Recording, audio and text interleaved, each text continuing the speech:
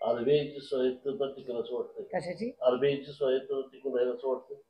आत्ता आत्ताची जी आरबीआयची परिस्थिती आहे ती अतिशय चांगली. आपले गव्हर्नरही खूप चांगले आणि आरबीआयनी खूपच चांगलं काम नेहमीच मॉनिटरी पॉलिसीमध्ये आपल्या देशात केलेलं आहे.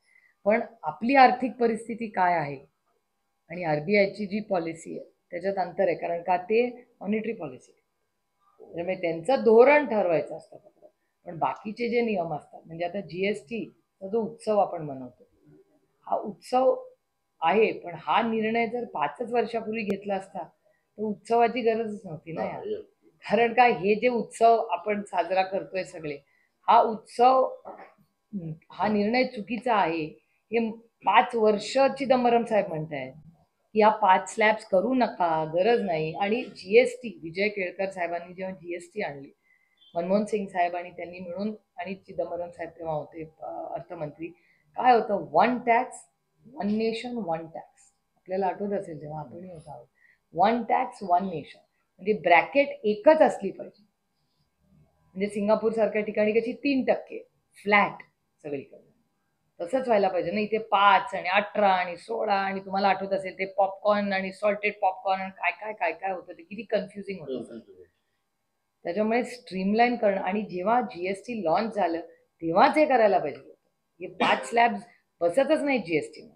पण उशिरा का होईना सरकारने चांगला निर्णय घेतलाय, आम्ही त्याचं स्वागत करतो. पण हा 5 वर्षापूर्वीच ही पॉलिसी व्हायला पाहिजे जेव्हा लॉन्च झाली.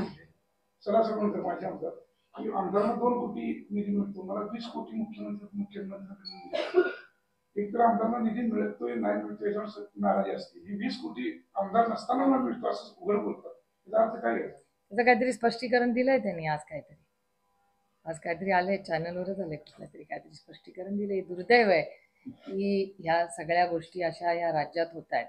हे मला माननीय प्रधानमंत्र्यांचं भाषण आठवते. मी निवडून आल्यावर सांगितलं होतं की मी प्रधान सेवक आहे या देशाचा. तर आता हे महाराष्ट्राचं सरकार मोदीजींचं पण ऐकत नाही. किती दुर्दैवी आहे बघा. तुम्ही आत्ताच म्हणा काय तुम्ही लाडकी बहिणी योजना, पण लाडक्या बहिणीच्या काय सुरुवातीला 121 रुपये घोषणा केली, नंतर अनेक क्रायटेरिया काढण्यात आले, अनेक दुरुस्ती करण्यात आल्या, नाव संख्या कमी करायची चाललेली आहे. 26 लाख महिला कमी केल्या लाडकी बहीण योजना. 26 लाख मोठा प्रश्नच आहे ना. म्हणजे 4,900 कोटी रुपयाचा भ्रष्टाचार आहे. पैसे गेले कुठे?